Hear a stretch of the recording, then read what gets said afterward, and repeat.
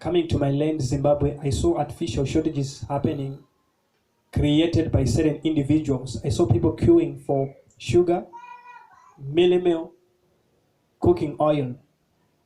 And when they were queuing, as for sugar, instead of 2 kg packs, there were 1 kg packs. Instead of 2-liter cooking oil bottles, there were 1-liter bottles. Instead of bigger millimeter packages, there were 5 kg packages. But this was created by somebody.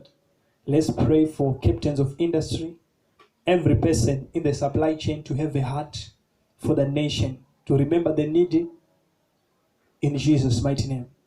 We also pray for the upcoming rain season, that we have good rains, because I didn't see good rains.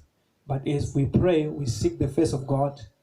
If we humble ourselves before God, we get good rains, that the farmer would feed the nation.